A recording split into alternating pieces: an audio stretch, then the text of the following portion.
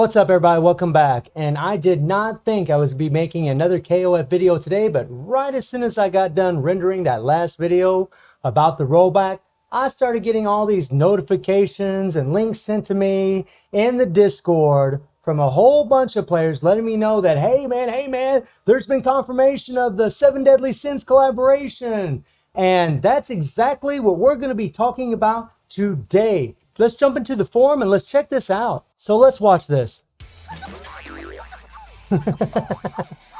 Hawk going crazy. Nice. Alright.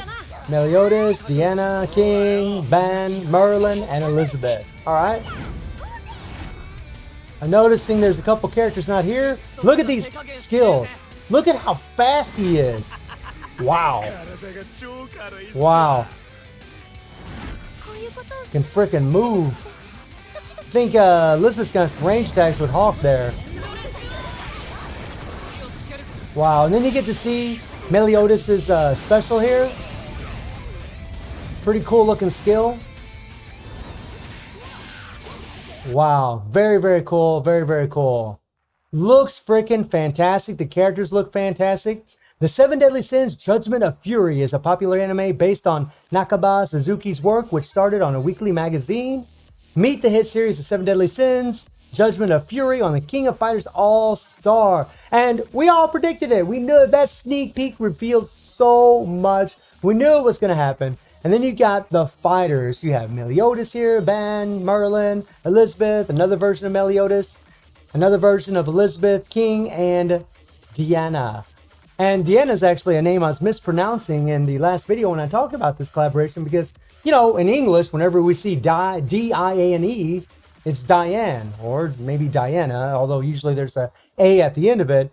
But it's Deanna is actually how they were pronouncing, so that's how I'm going to pronounce it. And then you have Meliodas right here. And this is going to be the Fest version of him, and I'll explain why in a second, but he looks fantastic, right? And then you got Ban. And this is a character that I actually mischaracterized from the last video. I thought this guy was a villain. He just looked like one, but now he doesn't. He's kind of like, you know, kind of like a humorous little grin there. But he kind of looked like a villain. But I never watched the anime. And by the way, guys, after I made that video and after I got all the feedback from you letting me know that, hey, this anime is really good, you should check it out, I started watching it. I'm about 13 episodes into the anime, and I'm loving it. I'm loving it. I've already got a lot has already been revealed about this character right here, Ban, and man, he's got a heart of gold. This is a good dude. All of the 7 Deadly Sins are heroes. They're all good people, which is awesome, right? And then you have Merlin here. Now, this is a character that I haven't been introduced to yet in the anime, but all I can say is, Lord have mercy. Woo! Woo! And the feedback that I've gotten from a lot of players is she's extremely powerful, and it's probably going to be a Fest version.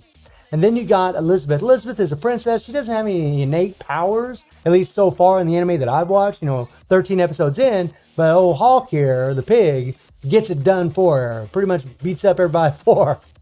And then you have Tavern Master Meliodas, who we're actually going to get for free, which is awesome. Something I think is a little weird about this, let me know in the comments if I'm wrong about something here. But, you know, I've watched the anime now, I'm 13 episodes in, and in the beginning, I mean, he starts off with a sword that actually has a serpent on it. He doesn't have this specific sword, so I don't know if that's something that maybe Netmarble did wrong, or maybe I'm wrong. Let me know in the comments about that. And then you have Dancer Elizabeth, who looks, I mean, Lord have mercy, right? She looks great. I haven't seen this version in the anime, but I mean, yeah, she looks pretty good. And yeah, she gets revealed quite a bit in the anime, if you know what I mean. And then you have King. Now, King was a character that surprised the living hell out of me. When he showed up, his power level was just through the roof. And that's because he has this sacred treasure. And for those of you that don't know, this is not a spoiler, but the sacred treasure is a specific weapon that each of the 7 Deadly Sins characters have. And he has a spear, and oh my God, he pretty much, when he shows up, he beats the living hell out of opponents that are super powerful. He pretty much steps on them like they were ants. It's pretty much what he does. Over the top, freaking strong. Really cool character too, in all honesty. I really like him. And then you have Deanna, who, I mean, come on. Lord have mercy, right? I mean, look at her, guys. I mean, baby got back, you know what I mean? And then here's the sacred treasure right here. I think it's called the Gideon. I think is what it's called. I could be mispronouncing it, but I believe that's what it's called. But she is a fantastic character in the show. I do believe some gentlemen out there would probably like Deanna a lot, especially if they watch the anime. They probably be like, yeah, this is my kind of girl. You know, some people might say something different, but you know, some might say, well, this is definitely my kind of girl. And then we scroll down here and we see that we have the login bonus event where we get Tavern Master Meliodas from logging in, which is great. A free character is always a good character. And hopefully, because I know he's going to have a 3PG, hopefully his 3PG will work on him like it does with The Rock, like it does with John Cena. That would be freaking amazing, right? And he's probably going to be a gold border character. I mean, we'll see. I have no idea. But he could be a Fest. I mean, it is possible. But, I mean, we did get Elizabeth from the Gintama collab that was a Fest from logging in. So it is possible. But we'll see. We'll see, guys. It's highly unlikely, but you just never know. The game can be fairly generous. I mean, we got Rachel too, right? We got Rachel also. So, I mean, it is possible.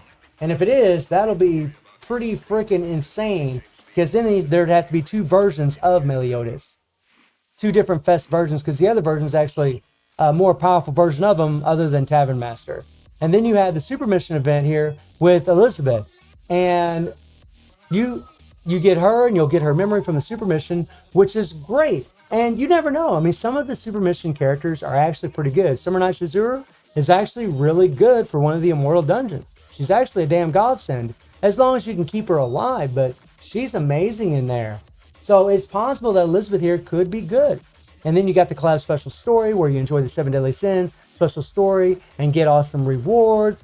This is terrific, right? I'm actually very intrigued and interested in this story because the 7 Deadly Sins have a lot of banter and humor amongst them. There's a lot of great character building in the anime, and I'm actually really curious to see what they do with the story mode. And then you have the new collab dungeon where you can acquire 7 Deadly Sins, set cards, and imprint stones. So, confirmation, my friends, we are going to be getting imprint stones specifically for the 7 Deadly Sins characters. And that's awesome. That is amazing, and more than likely, we're going to be able to get them for free. We're probably going to be able to farm them up like we could with the 7 Knights characters. We're probably going to be able to do the same thing with the 7 Deadly Sins characters. It's actually tongue twisting when you say 7 over and over and over and over again. But let's address the elephant in the room. There are 2 characters missing here. You know, we have 1, 2, 3, 4, 5 of the 7 Deadly Sins. There's 2 missing, Gowther and Escanor. Where are they? Well, some people are speculating that we're not going to get them. I would beg to differ, my friends. I think we are, and the reason I say that is because we had that sneak peek. That sneak peek, I mean, for sure, it revealed Escanor's trapezius, his neck muscle. It revealed it. We saw it. It was clear as day.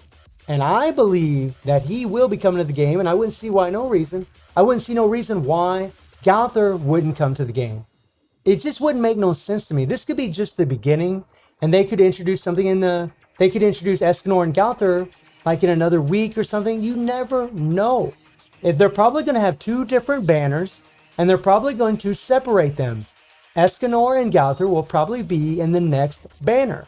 This is nothing new for KOF, and it's probably what they're going to do. And if they didn't introduce those 2 characters, it would be a massive missed opportunity by Netmarble. And Netmarble knows they can make more money if they have those characters, especially Escanor. Not to knock on Gowther, I think Gowther's an awesome looking character, but Escanor, because of his power level in the 7 Deadly Sins game, the popularity of this character, the impression that he's made for a lot of players, I'm pretty sure they're going to bring him in the game.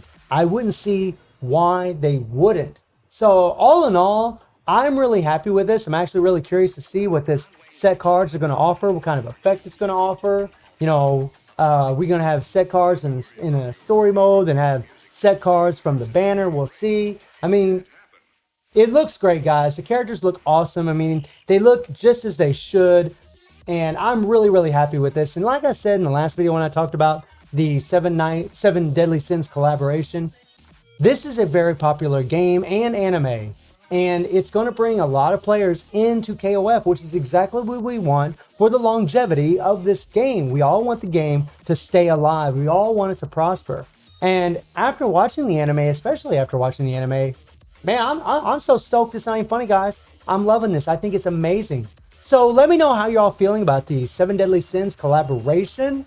And I will be streaming the KOF live stream at 7 p.m. GMT plus 7 time on Twitch. The link will be in the description below. And I hope you enjoyed the video. Thank you for watching. Y'all take care and have a good one.